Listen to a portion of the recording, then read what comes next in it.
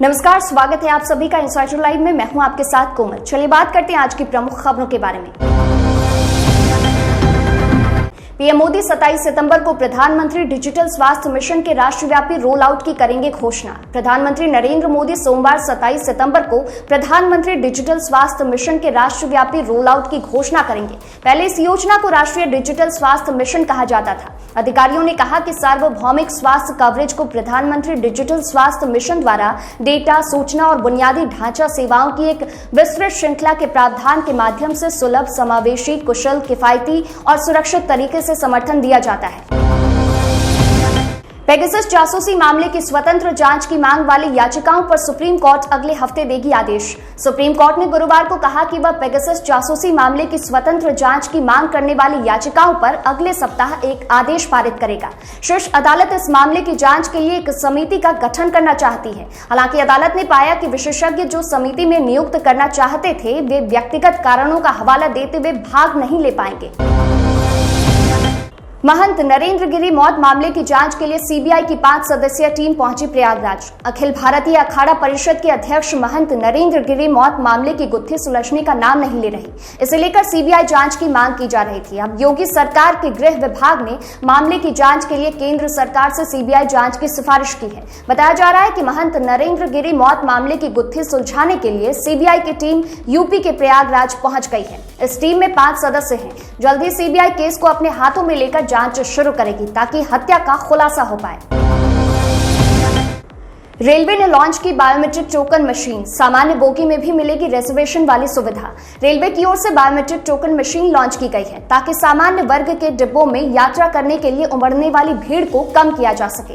इस मशीन के आने से अब सामान्य डिब्बों में भी यात्रियों को आरक्षण की सुविधा मिलेगी। फिलहाल इस मशीन को साउथ सेंट्रल रेलवे के सिकंदराबाद स्टेशन पर ही लगाई गई है। यात्रा करने से पहले लोगों को इस बायोमेट्रिक मशीन के माध्यम से टिकट लेना पड़ेगा, जिसके लिए अपने सफर की जानकारी देते हुए मशीन पर अंगूठा लगाना होगा।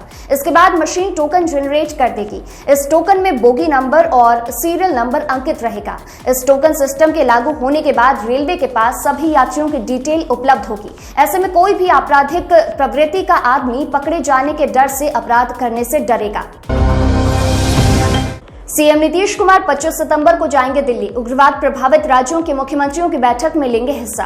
बिहार सहित देश के उग्रवाद प्रभावित सभी राज्यों की बैठक 26 सितंबर को दिल्ली में आयोजित की गई है, जिसमें शामिल होने के लिए सभी राज्यों के मुख्यमंत्रियों को केंद्र सरकार ने आमंत्रित किया है। इस बैठक में बिहार के सीएम नीतीश कुमार भी शामिल होंगे। उग्रवाद प्रभावित इलाकों के लिए केंद्र सरकार की ओर से कई तरह की योजनाएं चलाई जा रही हैं ताकि उन्हें मुख्य धारा में लाया जा सके। अगर बिहार की बात करें तो यहाँ 16 जिले नक्सल प्रभावित थी, लेकिन अब ये घटकर 10 हो चुकी हैं। अरवल, पूर्वी चंपारण, जहानाबाद, मुजफ्फरपुर, वैशाली और नालंदा जिला को नक्सल उग्रवाद से मुक्त कर दिया गया है। वहीं जमुई, गया, लखीसराय, औरंगाबाद जैसे जिले अत्यधिक उग्रवाद प्रभावित जिलों में से एक हैं। ऐसे देश के 8 राज्यों के 25 जिलों को अत्यधिक नक्सलवाद प्रभावित जिलों की सूची में रखा गया है। इसी को लेकर दिल्ली में बैठक बुलाई गई है, जिसकी अध्यक्षता केंद्रीय गृह मंत्री अमित शाह करेंगे। जेडीयू चिकित्सा प्रकोष्ठ डॉक्टर सुनील कुमार ने उद्योग मंत्री से की मुलाकात। Health care industry investment promotion policy को लाने की मांग की।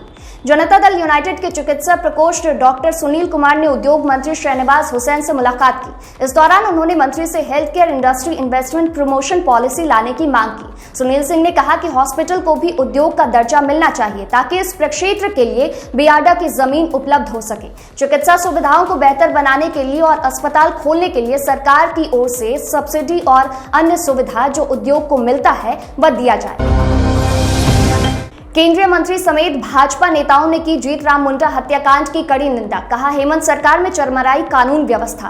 भारतीय जनता पार्टी के एसटी मोर्चा के जिला अध्यक्ष जीतराम मुंडा की हत्याकांड से पूरे ओरमांझी इलाके में दहशत का माहौल है। इस हत्याकांड के बाद भाजपा के कई नेता मेदांता अस्पताल पहुंचे हैं। वहीं केंद्रीय मंत्री अर्जुन मुंडा ने भी अस्पताल पहुंचकर पूरी घटना की जानकारी ली और कड़ी निंदा की। इसके साथ ही झारखंड के पूर्व मुख्यमंत्री सह भाजपा के राष्ट्रीय उपाध्यक्ष रघुवर दास ने भी जीतराम मुंडा की हत्या की कड़ी निंदा की है। उन्होंने कहा कि भाजपा कार्यकर्ता चुप नहीं बैठेंगे, राज्य की इस अक्षम सरकार को उखाड़ फेंकेंगे। जीतराम मुंडा का बलिदान व्यर्थ नहीं जाएगा। उन्होंने उनकी आत्मा की शांति की प्रार्थना और शोक संतप्त परिजनों के प्रति संवेदना व्यक्त की है।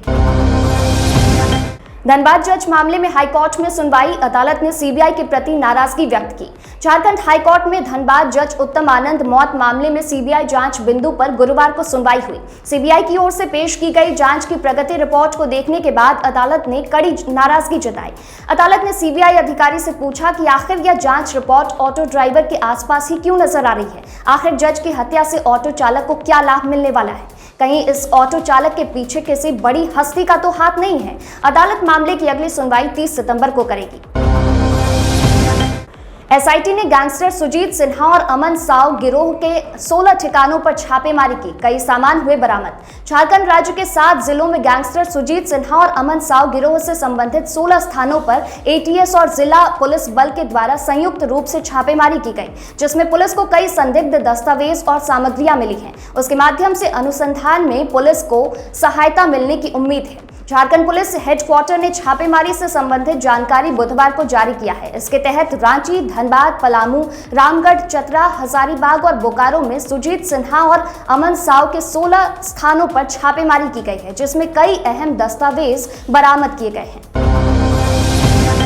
हजारीबाग में दर्दनाक हादसा, लोहा गलाने वाली भट्टी में गिरने से मजदूर की मौत। झारखंड के हजारीबाग जिले के चरही थाना क्षेत्र से एक दिल दहला देने वाली घटना सामने आई है। यहां लोहा गलाने वाली भट्टी में गिरने से विकास यादव नाम के एक मजदूर की दर्दनाक मौत हो गई।